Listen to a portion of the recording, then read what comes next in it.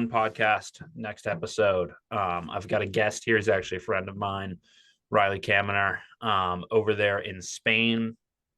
He's a writer, a blogger, a tech aficionado, as well as the founder of the agency ClearCritical.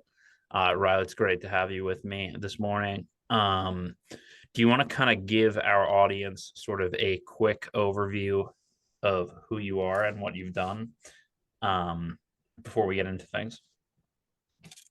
Definitely. So I run ClearCritical, which is a thought leadership agency where we work with tech founders and tech investors to help them tell their story.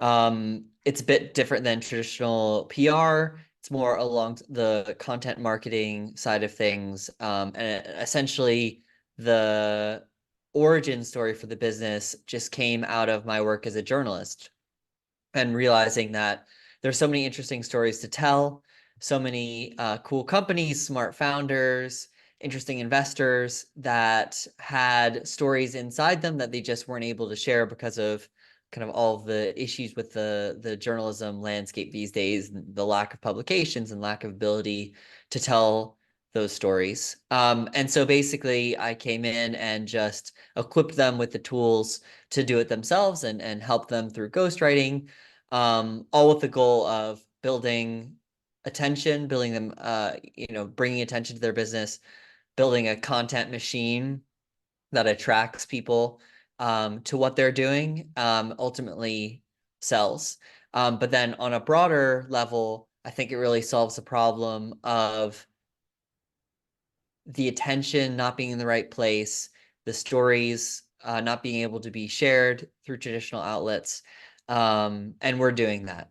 I'm very much an optimist. We'll probably be talking a bit more about this later about technology and kind of the promise of it. And so it gives me a lot of pleasure every day to think about that in the context of startups and be able to share those stories. Oh, cool. So yeah. So for the audience, just in case anybody for context, I've known Riley for how long has it been now? 15 years, 20 years, something like that. Yeah.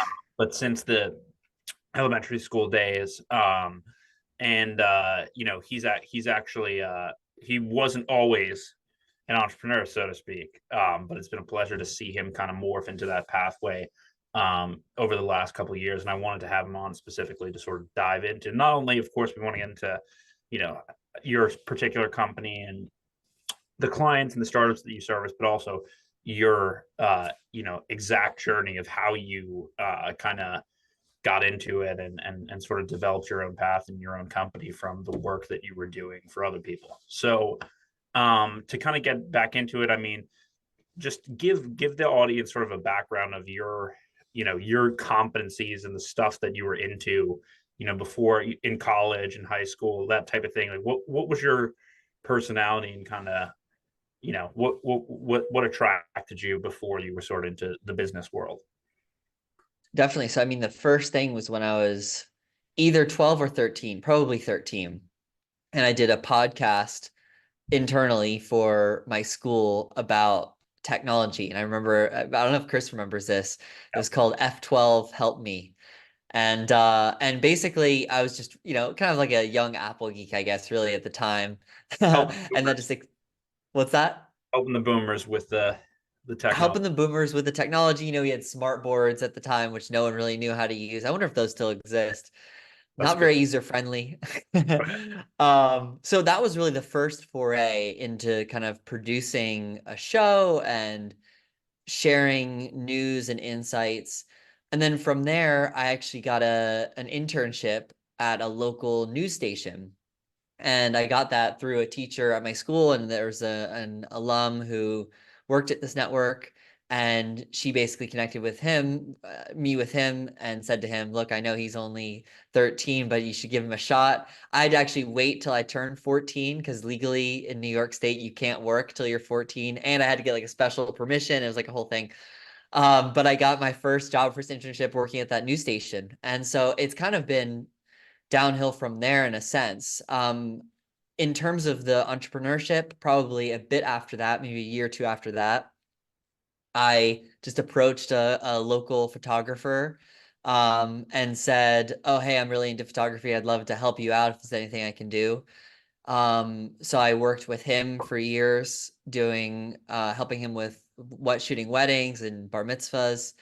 And then also I found the kind of local photographer for the local newspaper and said that I'd like to help him out with stuff. So I did a bit for the local newspaper as well, because the previous internship was a TV station. And so always just kind of seeing different opportunities and wanting to be helpful and wanting to hone my skills. I think another thing, just to add to your question, Chris, is, really it's always been creative entrepreneurship in some way. Where in the beginning there was photography. Now, of course, my business is a bit bigger, so I have people who help me with projects, but still at my core, I'm a writer, I'm an editor. Um, so always kind of interested in the creative pathways. And I think I've been lucky to be in an environment with people like you who feed off of that. And I get a lot of energy from seeing your entrepreneurial pursuits and others. And I think the community you're building is super important because there's really no playbook. If you have a traditional job, someone tells you what to do. Even, they'll sit with you for a month and teach you the systems. I mean, think about that versus an entrepreneur. Now, of course, there are a lot of resources. There's YouTube, there are different blogs and whatever, but there really aren't the kind of centralized resources that give you a sort of playbook. And so I think it's really important what you're doing. And it's something that we've always had kind of informally for years. So it's exciting to see. So you've always been a creative guy, right? So I think what you've kind of pointed out there was, since you were younger, you were always seeing opportunities to use what your existing skill set was to help other people, which is kind of the basis of the whole, community thing, network that we're doing. Um, you also, you mentioned the photography and kind of stuff like that. I think you also had like a good perspective on sort of finances and just, kind of a long-term approach. You were not thinking of forming your own company when you were in college. I know you did a couple organizations and things like that, but walk us through that kind of the higher education where you were like right when you got out of school. And this is Riley went to school in the UK, but we're from New York, so keep that in mind. It's a similar situation, I think, in both places. The problem with universities and particularly the career services is, in my opinion, they're really not equipped to prepare students for the 21st century plethora of career options that are out there now. The universities are very aligned with big corporations like law firms or consulting companies or financial, banks, companies like that can come in and say, hey, we have this whole ethos of what we're trying to do. We have all the pretty brochures, the structure of the internship and then the analyst position, then you become an associate, And so the university is really like that. And it really appeals to the students. And I speak, from personal experience here, where I did an internship in investment banking. And when I got that internship, I thought to myself, this is great. I have my entire life sorted. I'll just enter this company at age 21 and I'll leave at 64, and be rich or whatever. And quickly I learned, I mean, probably a month into the 2 or 3 month internship, it just wasn't for me. I mean, I think one thing that I love about entrepreneurship, and this goes back to the origins of it when I was, 13, is it's all on you. If something doesn't happen, it's you. Now, that sounds scary, and it can be, but I think what's exciting is the flip side of that, where if you have an idea, you can run with it. You can do whatever you want, Sure. And I think as someone who's quite ambitious and someone who's really curious and always wanting to experiment with things, I found it very frustrating to be in a traditional environment where you just should sit and do what you're told. And I mean, I think this is one area where Chris and I differ. I actually have no problem with authority. That's the other thing. Like, that aspect of it, I don't mind. Now, Chris, I know you have a different, a different thought on that.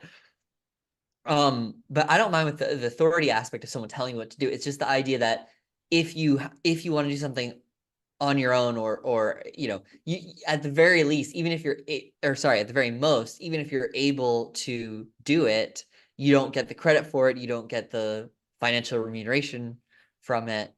So yeah, I was just always a bit disappointed with those kind of more traditional experiences, and I wish that universities taught students or showed students some alternative paths. Yeah, I had a guy on yesterday that was kind of, he started his company in school, and that was one of the things that he mentioned as well, is that most, you know, higher education institutions are not super supportive of it, but some are, obviously, right? And they have programs which make it a little bit easier, like Penn had that. But that's good. I also just, adding one small thing here, Chris. I think if you truly wanted to optimize for just getting rich, Mhm. which I actually don't suggest that people do. I think there are a lot of issues Business with is not that. the way. Was that what you're kind of getting at, or? Yeah, I was just gonna say, yeah, I mean, working at a big investment bank is honestly not the way of doing it. I would say you have a much better shot of that being what they call now a solopreneur, where you Mm. have almost like an influencer, but like, you build up an audience, you Right. serve a product, you have one service, and then over time you productize in the sense of you have a following, and then you can sell stuff to that following. And Got it. then that, service businesses that I'm in right now that you have a lot of experience in, they're a lot of work. It's a lot of Zoom meetings, it's a lot of, but Yeah. the goal eventually is to become more of a product kind of business, digital product led business. I mean, that's the way you make the investment banking dollars from the 1980s. You're not doing that in investment bank these days, except Anymore. in very few cases. Yeah. Good point. Yeah, and I do want to get into that more with the service businesses, and just like the differences between them and solopreneurs and all that type of stuff. But I do want to get back into a little bit. So, um, you out of college, you worked in at a marketing, like a big kind of advertising agency. Um, what and then kind of after, walk me through, like, after that, kind of like the gigs you were doing, because this was before you started Clear Critical, obviously. Just walk me through, like, how kind of organically you got in a position where you were starting Clear Critical.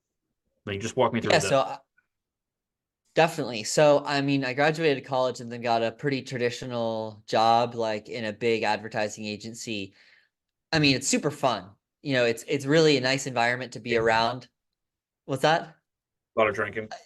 I mean, that just is part and parcel of it, but without that industry, but also, you got a bunch of 22-year-olds with some disposable income, people are going to drink. Um, but I was pretty sure even going in that it wasn't like my long-term path. Then it was actually a pretty good experience because I find that world interesting.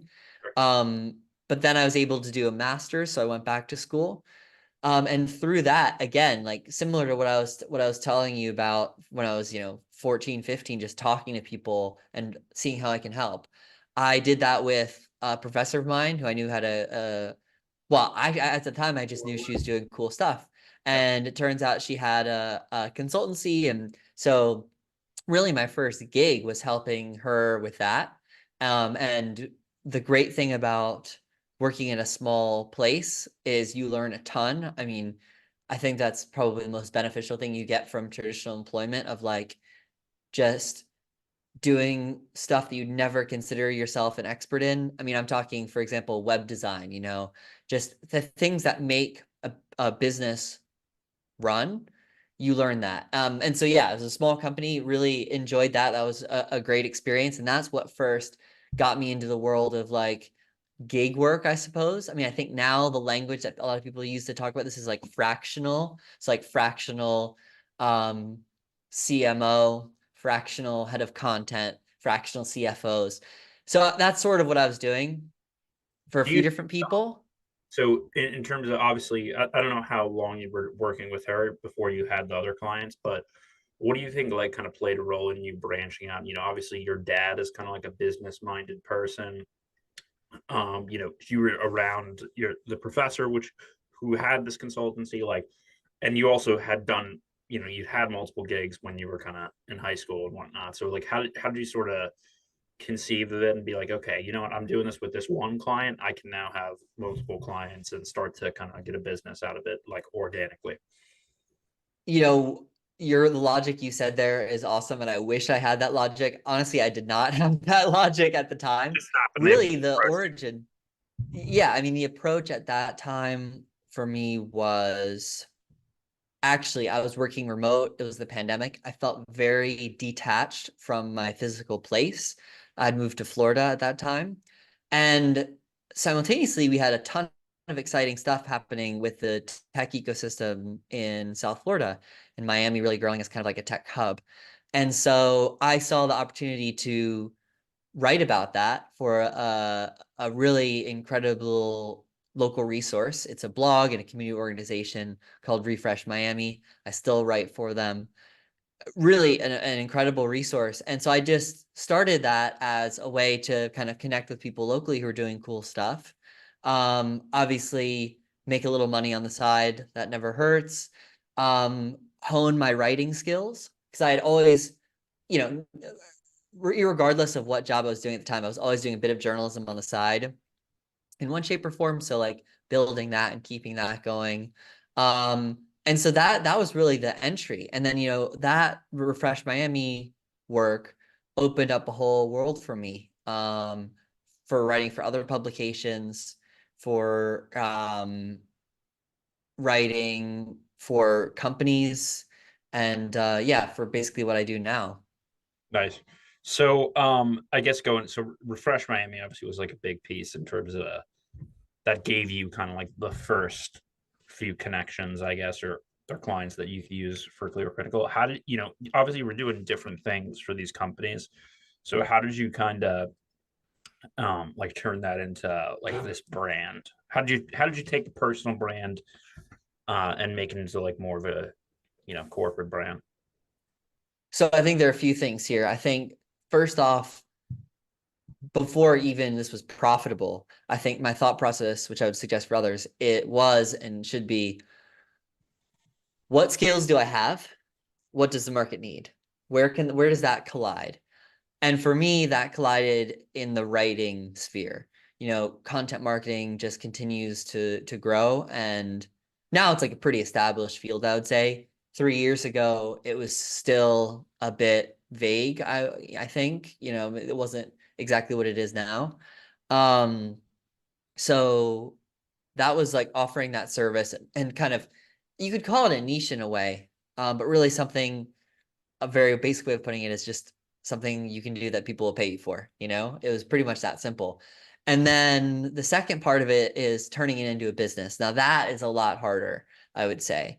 I think the difficulty is you get from 0 to 1 by being really good at that skill that people want. For me, being a writer, but you get from 1 to 100 by sort of removing yourself from Mm. the core of that activity and then finding the talent to do that while you scale and learn other things. So this is kind of where I am at the moment.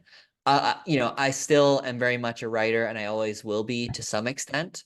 And the kind of architect of messaging and that sort of thing.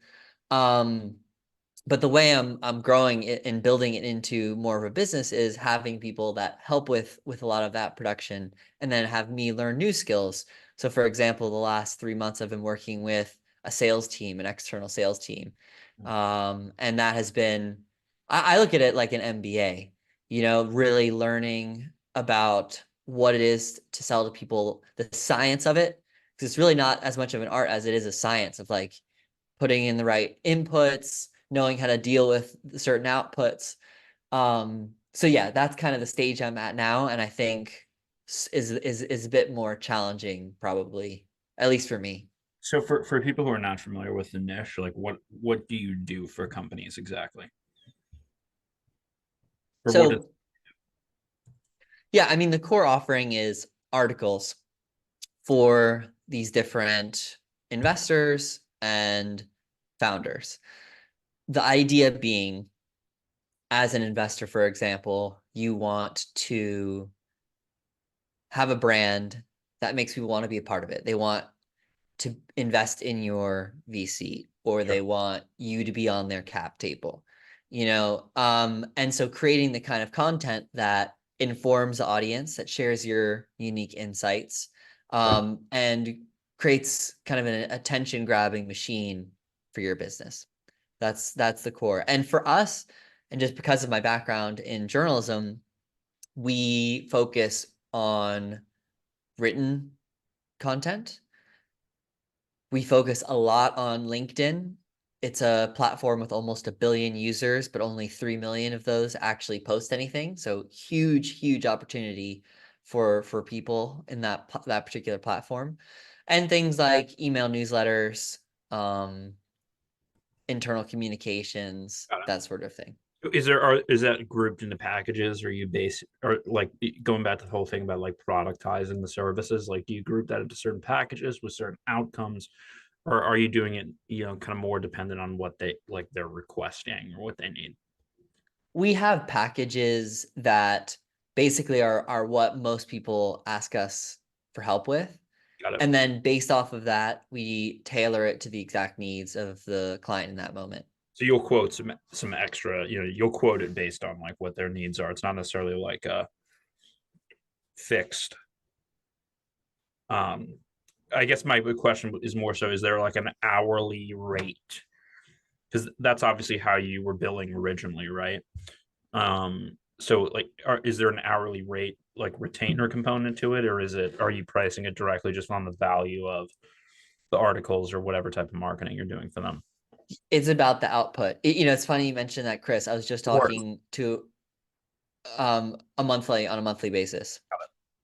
So I was actually just talking to a freelancer who's earlier in her journey today, and we talked, I mean, like 20 minutes about how hourly pricing is bad for everyone involved.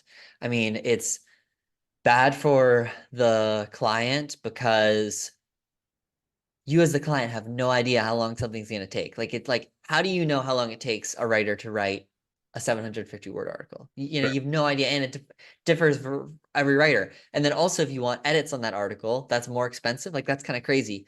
And then for the employees themselves, for the contractor themselves, the hourly is so inflexible and doesn't let you truly price the value of the services you're providing. yeah, So it's a lot better to price by output. Now, I'm actually curious about this, Chris, if you've come across this at all. I know some people kind of take this one step further, and like a lot of copywriters do this, where it's like, I will price you based on the value that I'm giving you. So in the sense of like, if I write a landing page that yeah. makes you $1 million, I want 1% of that, you So know?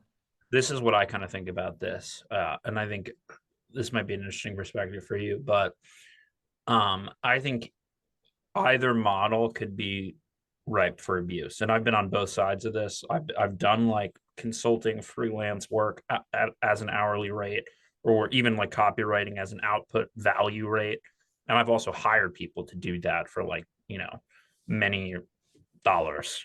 And what I've seen is there are certain people who are, if it's an hourly rate, screw you over. They think their value is like $100 per hour, $200 per hour, whatever, and then they're going to bill you to like flush their toilet or whatever they're billing you for.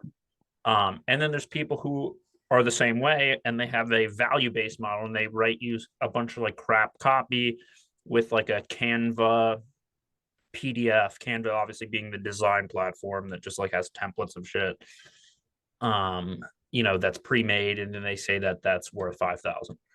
So I think you could do. I think there are people who are going to who are greedy, or whatever. They just see the opportunity for money. They're not great business people, but they see the opportunity for money, and they're gonna screw you both ways. And then there's just like an intelligence component to it. So, for example, if you Riley Kaminer know the inherent value of the work, whether it's hourly, whether it's per dollar, you're going to take into account what that client's budget is, what their perspective is, how bad do they actually need this? Like if it's like a newsletter for their employees or something, you're not going to charge them a ton of money. If it's like a big press release for them where you have to put a lot of work, you'll line up the hours you put in, how good the copy is, and what you're charging. And it all makes sense because you understand those buyers and their market. So I think it all just has to be like aligned, and you have to kind of read the room. Not to say that like you should just charge people a lot of money because they have a lot of money, but you charge them a lot of money because they have a lot of money and they need high quality copy, which is going to take more time. So you just kind of have to align everything, um, with your ducks in a row. And then like sometimes you kind of have to make the call to not take a loss, but like not, if it's not like that much work, kind of karma is on you to not charge too much or work too many hours or assign too many hours and overdo it. Because then that might lose you opportunities with that person in the future. It might lose you opportunities for referral. So I think you just have to. Some people read it very well, and some people read it badly. And so I think that that's kind of like when you were describing before, like the personal brand and people who have people come in through the personal brand. And I do want to talk about like your content marketing stuff. I think those people can charge more rates, but it's because they can also like plug your company or something and get you more exposure by you having used them for writing that has more value. So I think there's like a value of services in the market, and some people are just like very low IQ, um, and they can get away with that for a while. But like most people, you know, you gotta get your ducks in a row. But I don't think I think pricing. I don't think there's a better pricing model, because I think that if there are like not bad faith people, but lazy kind of people out there, and you say, okay, don't use hourly, switch to a fixed pricing model, they will just then rip the customer off with the fixed price model. Instead, they'll be like, okay, yeah, and then they're gonna, and this is what they'll take that line, like a salesperson or whatever the hell it is, they'll take the pitch that you just gave me for the fixed pricing model, right? Like, oh, it's, don't worry about it, hourly is ridiculous, but then they'll just still rip you off on the fixed price thing. So I think you have to just do a gut check both ways. And that's why a business like yours, you have like tons of proof of concept. You have tons of, you don't even need to do a fake case study, because people can just Google on Refresh Miami and see all the articles Riley's written and see, okay, there are all these like venture backed companies that have, approved Riley to write about them. So like the proof is in the pudding for you, where I don't think you run into too many pricing issues, because they can really see your work, and they can look at it and really evaluate it on an objective level uh, before going into it. So I think it's a little different with you, where I think it would be hard for you to run into an issue where you're like misquoting somebody, because it's all in the open, all out in the open. I think, all that being said, for people watching this who are looking to transition into the world of entrepreneurship, I think pricing is probably the most difficult thing possible, because if you underprice, you're screwing yourself. If you overprice, you're screwing yourself. You know what I mean? It's like, and basically there's no way, there's no magic formula, there's no secret code. Yeah. You just have to try and fail. Yeah. Well, and the two variables being like kind of underlying that is also your time and your money. So that's where it could really screw you up, which is if you're pricing things and then in your contract you have to go hot, pay your other writers to do some stuff for it, or your assistants, whatever. And then you have to put 10 hours into it, but now you don't have 10 hours for that existing client you already signed a contract with. So the pricing stuff, it seems like it's just money in the bank or whatever you're charging them, but it actually is going to result in cost to you in terms of your time and what you might pay people. So then if you have like a lot of clients, you can quickly kind of like bulldoze yourself. Yeah. So managing that is tough because it's hard to quantify. There is one huge tip that I highly recommend to people. Even if you're just a freelancer yourself, you are still a business. And what you should do is pay yourself a certain amount every month. So you have a business account with Novo or whatever bank. And then every month, that business account, I love Novo. It's a Miami tech company. I think they do a great job. Um, FTX. every month. No, no, rest in peace, Get an account FTX. with FTX. Yeah, exactly. No, but every month Good friend. yeah, could be. Riley's. Um, every month you pay yourself from the business to your personal. And then if you have a great month, awesome. Doesn't change anything. If you have a terrible month, no big deal. Doesn't change anything on a personal level. You're not starving, you know? And then the other good part about that is as your business grows, you'll see your business bank account get bigger.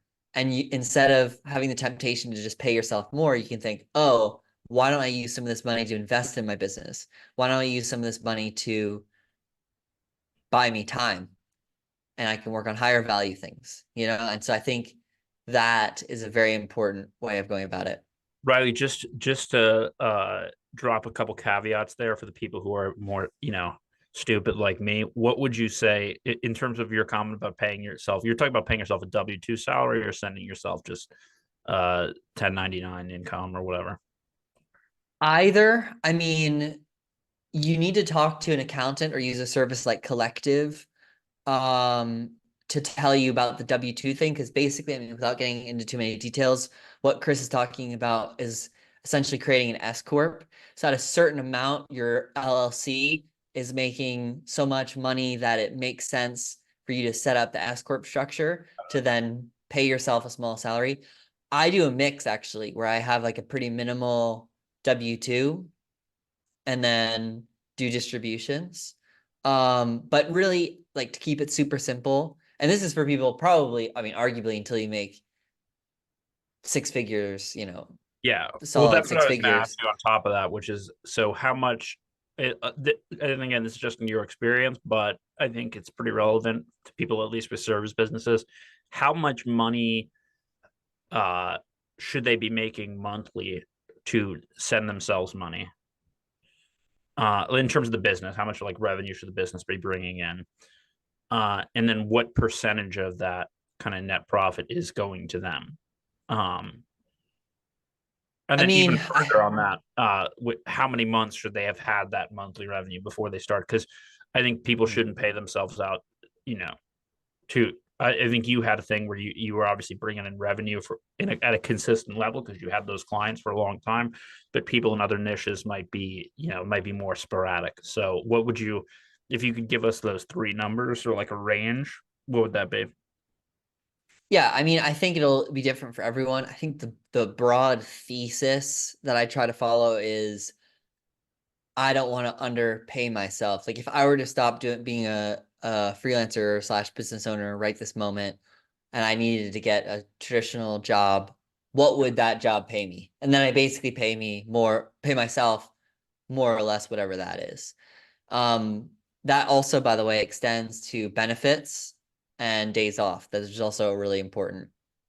Um, in terms of when to start that, I mean, it depends on how comfortable you feel. The ideal situation, which is more or less what I did, is have some either full-time income coming in and start the business on the side, or almost full-time income. Like maybe if you have a part-time job. I mean, I actually saw recently a really cool vlogger who's a journalist, but he works as a flight attendant for JetBlue. Yeah. And so that's a job that allows him to travel around for free and basically do his really cool journalism. And he's building up his profile through that. And I'm sure one day he'll just do his journalism full time.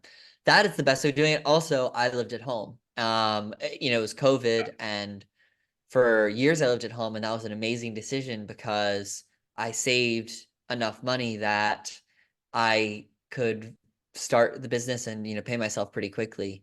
I would say definitely like have some savings. I don't know. I mean, I'm not a financial planner, but like 4 months, 6 months, depending on your situation, of just like cash in the bank personally. Because you never know. AI could just take all of our jobs tomorrow, and you want to be at least a little covered. Um, Riley, just to and jump then in a second, or I'll let you finish that point. Sorry. no, and then just I think take it from there. And once you're, as you said, like have some clients that are paying you regularly, I think, pay yourself a fair wage. Got it. Yeah, and I think to jump in this, and this might be more of like an established business later stage thing, but definitely, if you have a service business, so an agency, consulting, freelancing, and you're, maybe turning it into something, bigger than that, definitely do not uh, under prioritize paying yourself because you are the business. So this is a mistake that I made, which is you're making a bunch of money, blah, blah, blah, and you start investing in a lot of different things, like bringing on more employees, marketing, expanding the service line. Maybe you even want to become a product company. And then you don't leave any money for yourself or whatever, whatever you're trying to do personally. And then let's say all your employees disappear or you fire them or they quit or whatever. Now you are the product again. Even if you have a couple employees and you're no longer in doing the sales or anything, if they disappear, and you don't want to be in a dependent situation where you're dependent on them anyway, but then you're going to have to do the stuff. So if you're personal, you're not getting paid enough, blah blah blah blah, it's going to actually screw the business. So like, don't delude yourself into thinking investing in the business without investing some percentage in you is going to protect the business, because ultimately with a small service business or even like a larger one, you are the product, or you have like a big role to play in that. So you don't want to diversify, against yourself. I find that so hard. What you just described there, Chris, I think is another really difficult aspect, and one that I grapple with, and I think a lot of other founders, which is like you get to a certain point because you're really good at doing that thing, and then to get to the next level, you basically have to stop doing that thing and just delegate. Yeah. And I remember, Chris, you telling me at one point, so much of your day was spent basically on HR tasks at a certain point, or Yeah. management, and how that's just killer for people like us who are really about the business. Yeah. Yeah. Yeah, I think that's a good point. I think in general, like if in this one network, people are going to be able, people have, there's business templates, and one of the business types that you can choose is a service business. Um, I think that I would not advise somebody, and this is going to be programmed into the app, like based on personality types, somebody that's impatient and has like, oh, you want to scale, like that's your main thing, versus, oh, I want to create income, to do a service business, because it's not like the common startup that you see in the media where like scaling is good. Oh, we can continuously blah blah blah blah, because every employee you add, every client you add comes with new expectations, new challenges, new problems, new expenses. And if you scale quickly with an agency, you end up stretched too thin.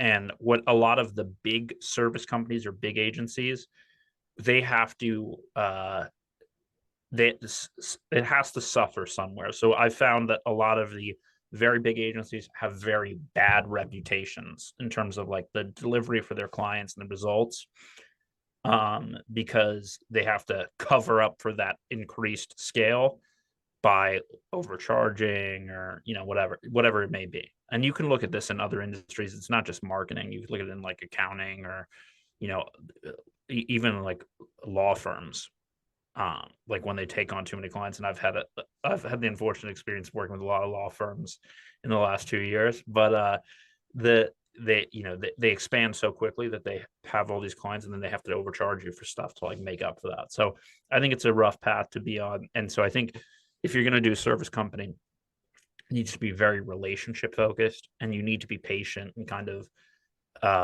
and you need to be focused on the customer relationships, because the longevity of the business is directly dependent on your personal relationships. Or if you have like a co-founder or somebody who's like very tied to your business, your company's relationships with the customers. And if the employee has, if you have a employee that is not like deeply invested in your business, that has a relationship with the customer, that's not your relationship with the customer. That's the employee's relationship with the business. That's another thing that people need to be kind of careful of. But I think, yeah, going into it, you got to be like super patient with it, and like a relationship focused person, primary, versus like, oh, I'm like a growth hacker, I'm gonna do XYZ. And you really got to be thinking about it long term. Otherwise, you're gonna it's going to be very stressful. I mean, it's stressful no matter what, but it's going to be a rougher experience. I don't know if you have thoughts on that. Yeah, I mean, just to say, I think there is also a positive side to everything you just described, which is it gets so much easier over time. Oh So, for yeah. example, I mean, in this iteration of what I'm doing, I mean, officially as ClearCritical, it's been like 2 years maybe. I mean, it's so much easier today than it was because now I have like not only relationships, but like a good website, tons of great sales materials. You know what I mean? Like everything is so much easier than it was 2 years ago. So it does get easier. Like I think that's one thing for people doing service businesses, like it can feel like you're very alone at first, but as you Yeah. do good work for good people, the word Oh yeah. spreads, you get better at selling, it ramps up really quickly. And that's why if you see, I mean, sometimes like in PR, it's an interesting PR is just kind of an interesting world to me. And I'll see a PR person who's at the top of their game later in life. And it's just like you look at them and they're killing it. They just know everybody and know everything happening. That doesn't happen overnight. I mean, that literally takes 30 years, or took a lot of those people 30 years. And that's I think the best service businesses are able to realize that and take advantage of the compounding interest, so to speak, over the years. You have any examples of that, like specific companies or kind of in your experience? I mean, I've worked in the past with some angel investors that are really the pinnacle of this experience, where they've had successful careers for many years um, as executives, and then create these angel networks where similar people to them can come together and use their collective brain power and financial resources to invest and help startups get to the next level. So that's a really good example of it. I think also journalists are really any big name journalist of a certain age, I mean, really has built relationships and trust. That's the other thing. It's not just relationships, it's trust over years. And that pays dividends. It really does. Got it. Um, cool. So I guess shifting gears a little bit, Riley. Do you want to kind of so what have you been thinking about? I know that based on the stage of your business, right, in terms of marketing. I've noticed you're doing a lot of content marketing. LinkedIn probably originally it was more referral marketing, between clients. But what are you, kind of what are you thinking, or like how are you investing in that? Give me some overall details there. Yeah. So, I mean, my entire life until about a few months ago was just referrals essentially. And um, people who knew my work, that was pretty much it. And then I still have a lot of referrals, and that's like a very strong thing for me, kind of avenue for me. But now I've expanded and I'm doing a lot more sales efforts. So about a year ago, I doubled down on marketing my business. So I post every day on LinkedIn, at least once a day. Same thing on X. I post videos. I've been doing that for probably, I don't know, 8 months now at least. Videos every week on LinkedIn, short ones, but keeping our audience up to date on that platform in that way. And then I think I mentioned earlier, I just started working with a sales company that's doing cold emails for me. And so that's been a really interesting and kind of different experience. So I think where I'm at now and where I think a lot of other businesses are is try a bunch of stuff and see what sticks. For example, LinkedIn has really been a good platform for us. I've gotten business just off of my videos. And I'm not, I'm getting, 4,000 views, things along of that nature. I'm not getting anything crazy, but it's like, it very much matters the quality of the people watching than the quantity. Gotcha. Um, that's where I'm at right now. Got it. So, I mean, how are you coming up with content? Because obviously, like the biggest content is probably the biggest channel for anybody these days, regardless of the type of business. What platforms are you doing? How are you coming up with that? Give us like some details on that. Are you using any agencies or people on your team? How's that kind of working? At the beginning, it was just me. I would literally go on 30-minute walks around my neighborhood in Miami and just write. I would take my phone and listen to some relaxing music and just write a ton of stuff and just see what came to mind. And then out of that, I'd get like a month's worth of tweets, for example. Since then, I've started to leverage other people. I have a super talented virtual assistant that has helped me in pretty much every way with my business over the last, year or Nice. two that we've been working together.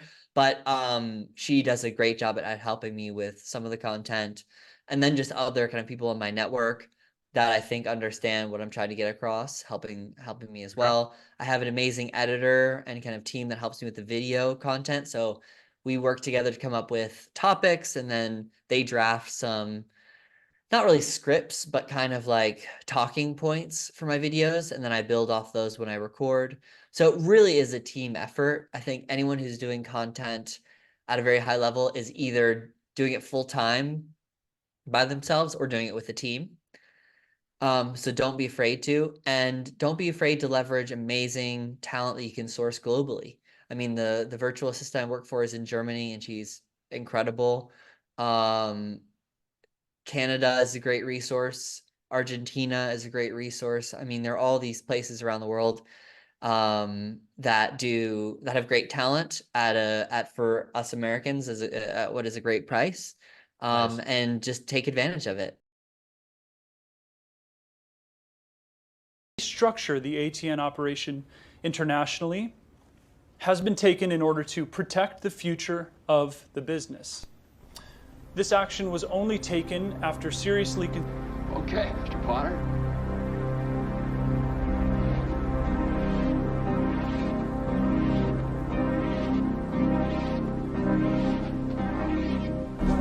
No, wait. I don't need 24 hours. I don't have to talk to anybody. I know right now. The answer is no, no.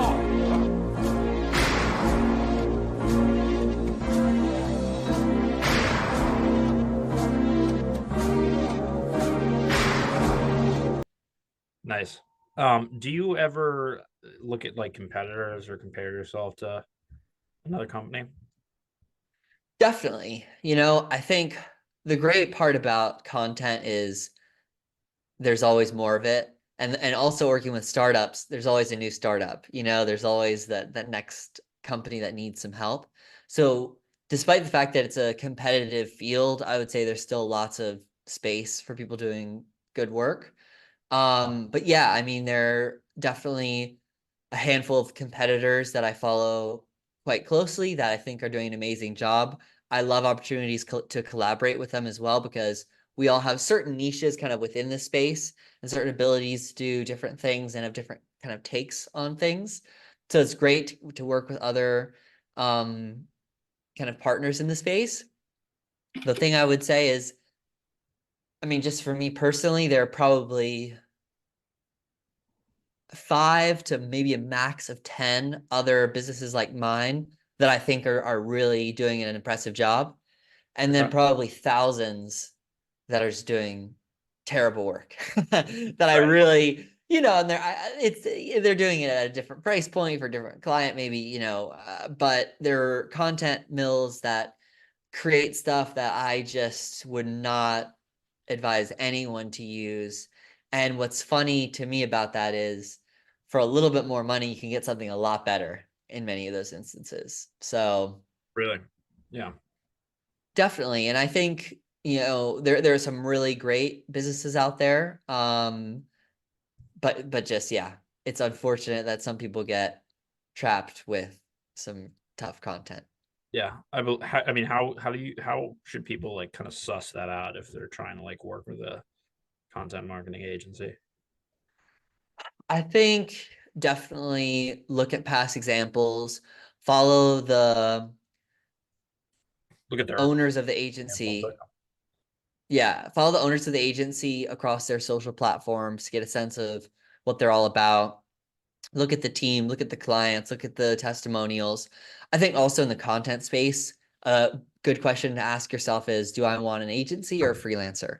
Got it. In most cases, in my opinion, the agency is going to be a better way to go because, I mean, I know this firsthand as a freelancer and working with freelancers, there are there's a lot of uneven quality out there, truly. And it's one thing as an agency owner, I expect that.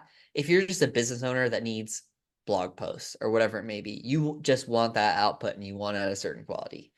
You know, it's just really difficult when you work with someone who's flaky or they're too slow and they've got too much on and then they're harassing you for more project. It's just a mess and you don't want to deal with that.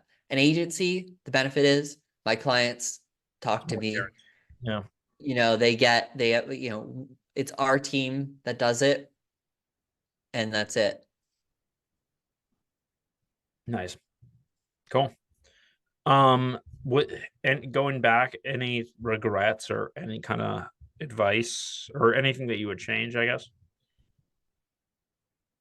with ClearCritical? I think it's been amazing how my business has blossomed from freelancer to business, but I've had to spend a lot of time and money on business coaching to make that happen. To be perfectly honest, I think probably if I could go and do it again, I would think of myself more as a business from the outset, less about me and just really thinking about structures and putting those in place and boundaries. I mean, something we didn't talk much about today was kind of this idea of like self-care and work-life balance. And as an agency owner in particular, I mean, I could easily work 24/7 on my business, but that's not good for so many reasons, and wouldn't serve my clients well for so many reasons. Well, I guess to So press a little bit on that, do you want to also talk about like your kind of move digital nomad style overseas or?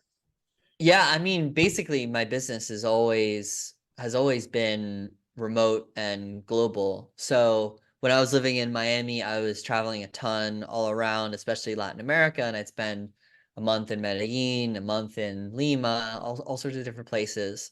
Um, and so I've just sort of upped the ante this year, and now I got a digital nomad visa for Spain, which essentially allows me to spend more time here in Madrid. Of course, still going back at least every quarter for different business stuff and family and whatnot in Miami and just different places in the States. So um, I am just taking advantage of that opportunity and it's been great. I also think building a remote first business is a huge opportunity. I mean, people who otherwise wouldn't be able to have, let's say, a 5-person business now can because they can have a VA in the Philippines and they can have a designer in Argentina and they can have an account manager in Colombia. You know what I mean? Like that just wouldn't be possible having a business in downtown New York City, you know? Right. It would be possible in Miami though. Anything's possible. It's just a question of your business model. I think what we're seeing a lot in Miami is, for example, like a 3 to 5 person core team in Miami, and then maybe 50 employees spread out around the world and around the US. I think that model is making a lot of sense. But the nice thing about being remote first is you never have like a hierarchy of people where it's like part of the team is abroad and part of the team is in the office, whatever. Everyone's in the same boat. And I think that creates a really cohesive, nice environment. Nice. Cool. Um, so and your work-life balance in Spain is better, would you say, or? I mean, I think the issue is you just have to be really intentional about it, no matter where you are. It's something that I still work on. I haven't really figured it out because, as I said, I mean, I happen to love my business. I really enjoy working. I really enjoy working with my clients. I'm a very extroverted person. But if I were to work 24/7, the quality of my work would decrease massively quickly. So what I really try to do with myself is say, okay, it's 8 o'clock. Do I really need to work longer? You know what I mean? Things like that, because over time that messes with you. I mean, I just spoke with a founder who I really respect. I mean, a really who's also an HR leader for many years in big businesses, some of the world's biggest businesses.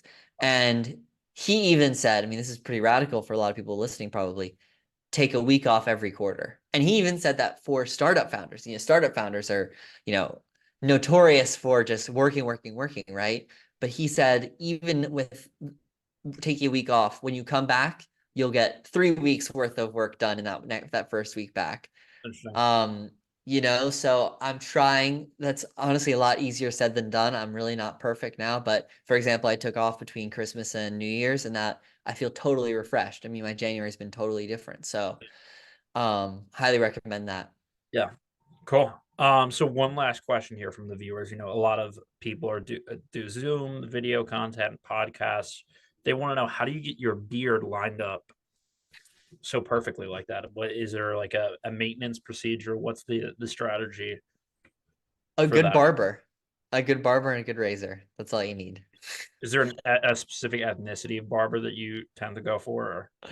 I don't judge. I don't judge. You don't judge. No, I'm totally open-minded. Nice. Okay. So Riley, where can people find you if they want to work with you? What's the best way? Definitely check me out on LinkedIn, Riley Kaminer, and ClearCritical on LinkedIn. And for ClearCritical, it's clearcritical.com. Cool. It's the One Podcast. Thank you. Thank you.